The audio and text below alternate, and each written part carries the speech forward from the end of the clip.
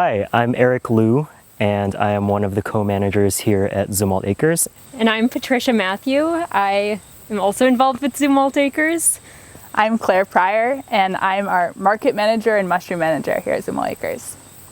Zumwalt Acres is a project based in Iroquois County, sort of in the hub of corn and soy country.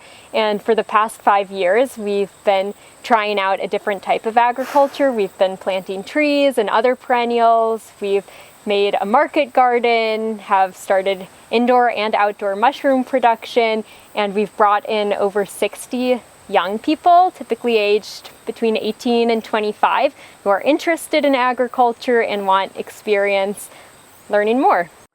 We are based on the land of a family, the Zumwalts, who have been farming here for 6 generations, and led by the youngest generations of this family who are interested in thinking about what does a different kind of growing food, of relating to the land, look like in this place? How can we breathe life back into the soil?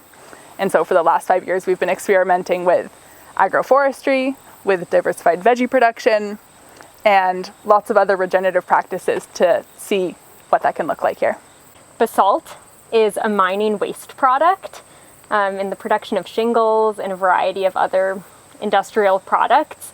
This pulverized rock dust is left behind, and researchers have found that basalt offers similar soil properties and qualities in terms of stabilizing pH, increasing soil health. There's a lot of parallels between this waste product and lime, which is applied at scale in commodity fields.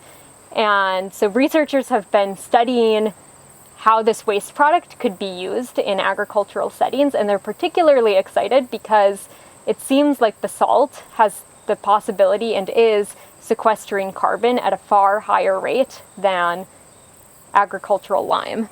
In the high tunnel, we're experimenting with basalt enhanced rock weathering on a smaller scale. So we're applying basalt to half the high tunnel and looking at plant health metrics, yield, other qualitative data. And we're testing this on peppers, 4 varieties of tomatoes, and eggplants.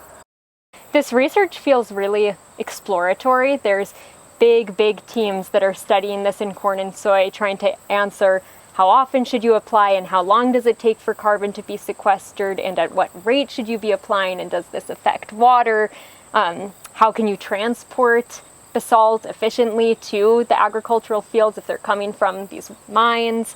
So there's lots and lots of questions and spiky questions that come from questions. So it feels like our research in the high tunnel is much more exploratory in terms of what happens when basalt is applied to another plant, and because some of the questions around how long does it take for basalt to really start doing things in terms of both carbon sequestration and providing soil nutrients. I'm curious when we finally get around to crunching some of our data if there's a difference in year 1 versus year 2, and would be interesting for us to be keeping an eye on in years 3, 4, 5, or however long we're using the high tunnel.